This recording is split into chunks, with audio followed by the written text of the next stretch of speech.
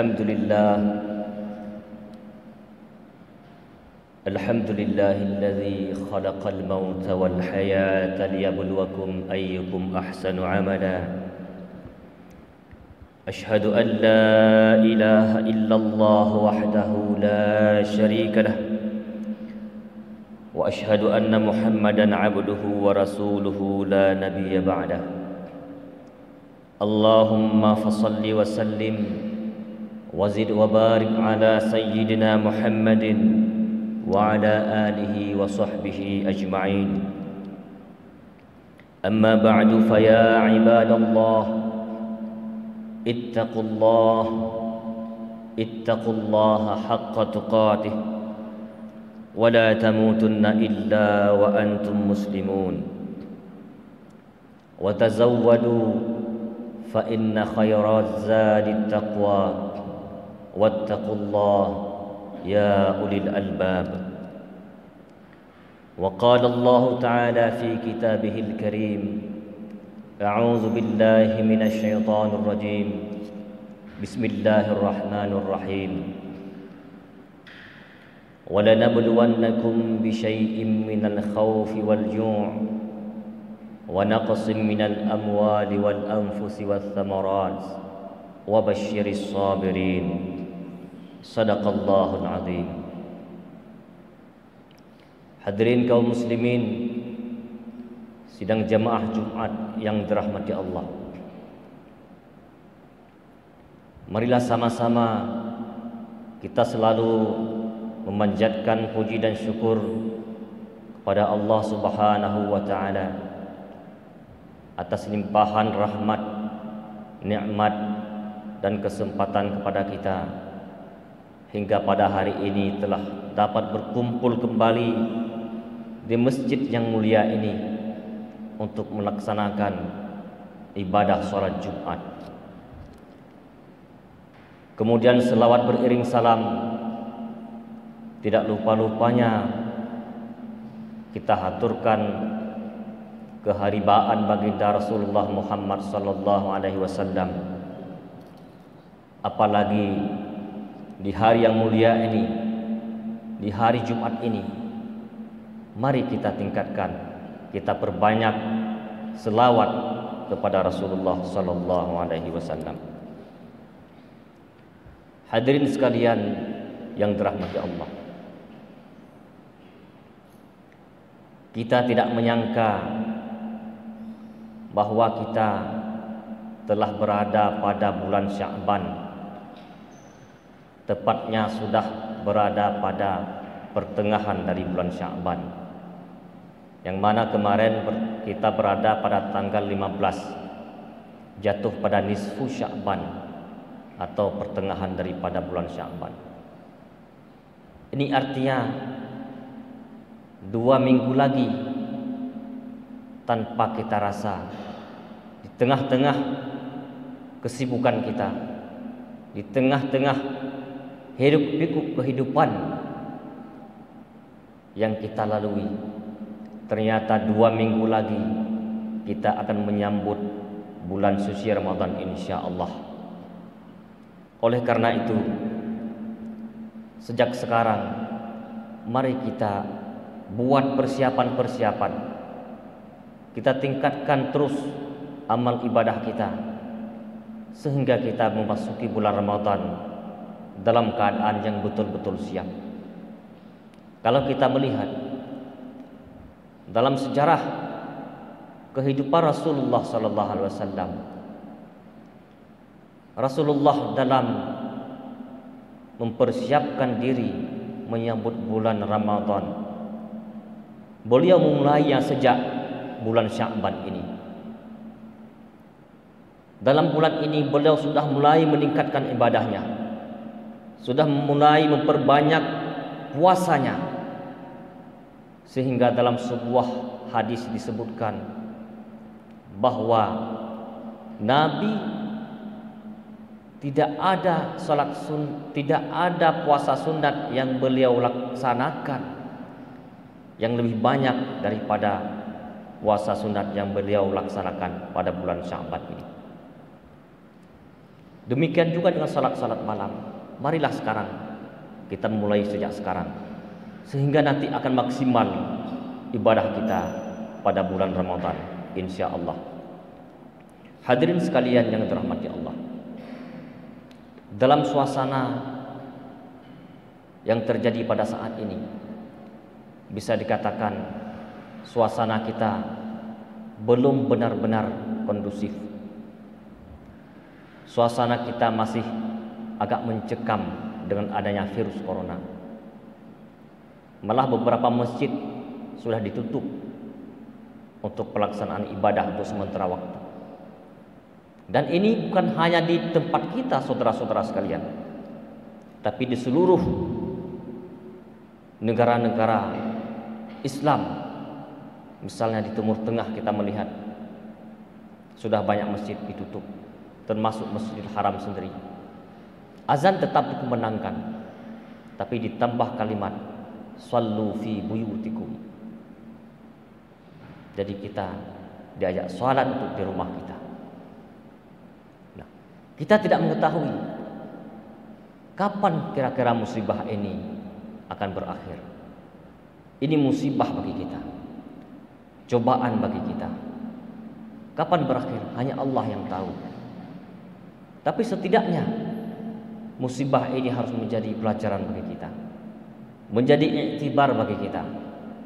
Semua yang terjadi itu atas kehendak Allah Subhanahu wa ta'ala, dan tidak ada satupun yang terjadi itu hanya terjadi kebetulan.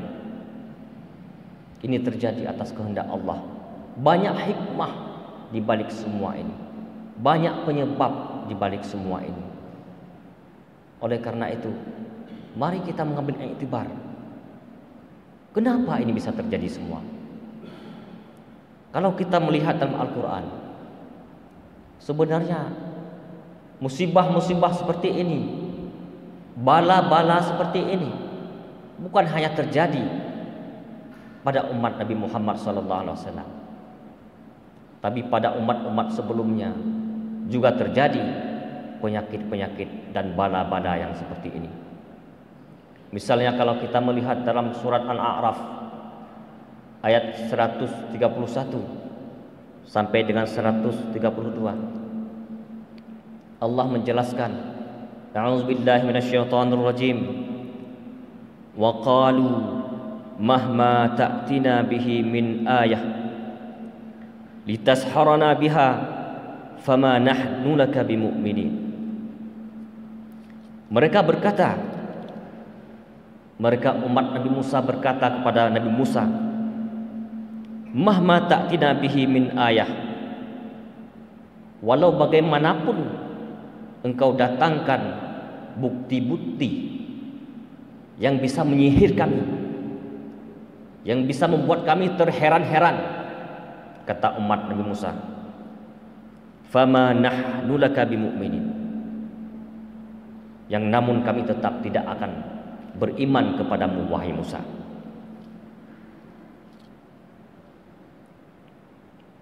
Oleh karena demikian, maka kemudian dilanjutkan dalam ayat selanjutnya, fa arsalna alaihimut tufan.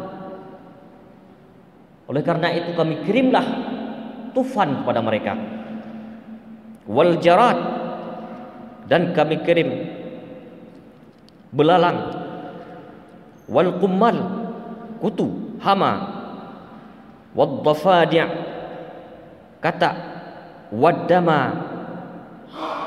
kami kirim darah, ayatin mufassalat, sebagai tanda-tanda yang terperinci. Jadi untuk umat-umat sebelumnya Allah juga mengirim tufan, dikirim tufan. Tufan ini kalau dalam tafsir itu diartikan sebagai as-saydul azim, angin atau banjir yang besar. Jadi ini sudah terjadi, sudah Allah kirim kepada umatnya Nabi Musa, kepada orang-orang yang Yahudi terdahulu. Allah juga mengirim belalang, dikirimnya hama, Jadi belalang yang dikirim itu bukan jumlah sedikit. Dikirim kata dengan jumlah yang sangat banyak. Barangkali kalau belalang atau kata 1-2 tidak akan mengganggu kita. Tapi coba kita bayangkan, kalau kata yang dikirim itu sedemikian banyak, di mana-mana ada kata. Di tempat tidur kita ada kata, di rumah kita ada kata. Kita buka penutup makanan kita, di situ ada kata. Kemana-mana kita kata. Subhanallah, tidak bisa kita bayangkan. Begitu juga dikirimnya darah. Di mana-mana ada darah. Air sumur berubah jadi darah, apapun berubah jadi darah. Sehingga jadilah musibah yang besar kepada umat Nabi Musa dulu. Ini kenapa? Karena ingkarnya mereka kepada Allah Subhanahu wa taala. Demikian juga kepada kita sekarang. Salah satunya itu kemungkaran sudah terjadi di mana-mana. Kemungkaran di mana-mana terjadi. Makanan tidak diperhatikan. Nah, kalau kita melihat ini terjadi awalnya di Wuhan, di tempat di mana di situ semua dimakan. Tidak ada yang tidak dimakan. Ular dimakan, kucing dimakan, anjing dimakan, kelelawar dimakan. Apa kemudian tidak akan terjadi penyakit seperti ini? Oleh karena itu, ini harus menjadi pelajaran bagi kita semua. Kemudian apa ini hanya terjadi pada masa kita? Tidak, saudara-saudara sekalian. Pada masa Rasulullah pun pernah terjadi seperti ini. Dalam sejarah pun pernah terjadi seperti ini. Ketika pemerintahan Umar bin Khattab. Pernah terjadi ketika Umar ingin menaklukkan sebuah daerah di daerah Syam, Syria sekarang, perbatasan dengan Palestina.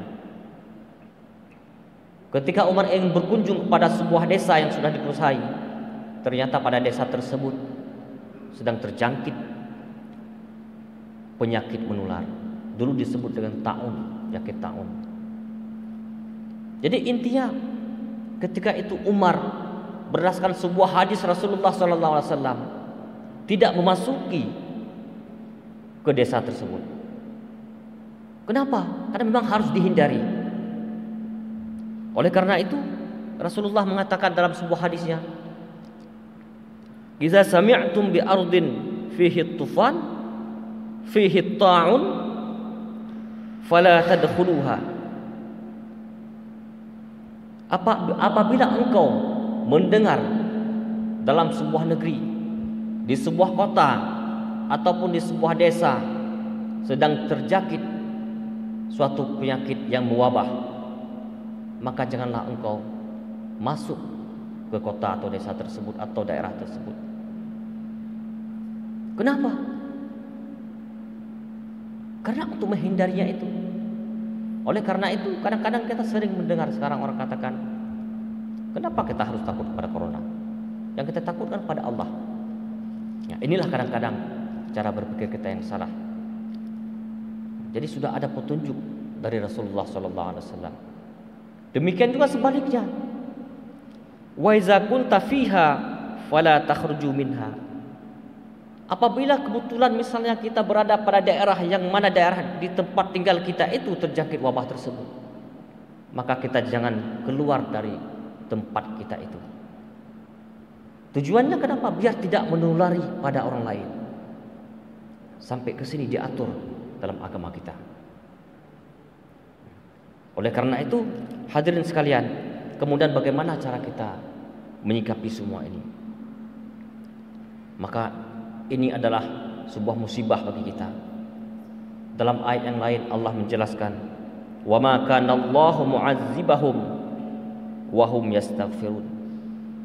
Dan Allah tidak akan mengazab mereka wa hum yastaghfirun, sementara mereka itu selalu beristighfar, selalu meminta ampun kepada Allah Subhanahu wa taala. Oleh karena itu solusi bagi kita sekarang, salah satu solusi di antara solusi-solusi yang lain tadi disebutkan, kita harus menjauhi tempat-tempat yang mana tempat tersebut memungkinkan terjangkitnya penyakit, usaha lain bagi kita adalah memperbanyak istighfar. Karena sebagian dari musibah ini adalah akibat perbuatan dosa yang dilakukan oleh umat manusia. Kita tidak tahu siapa yang melakukan. Tidak ada umat, tidak ada manusia yang lepas dari dosa. Oleh karena itu, mari kita introspeksi diri, muhasabah diri, menjaga diri kita sendiri, menjaga keluarga kita, anak-anak kita.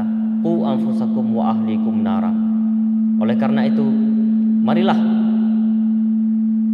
dengan adanya musibah ini dan ke depan kita akan menyambut bulan suci Ramadan, kita berdoa kepada Allah Subhanahu wa taala, semoga musibah ini, virus corona ini, Allah hentikan, Allah basmi, sehingga kita bisa menyambut bulan Ramadan dengan perasaan yang tenang, bisa beribadah dengan maksimal, insyaallah. Amin ya rabbal alamin.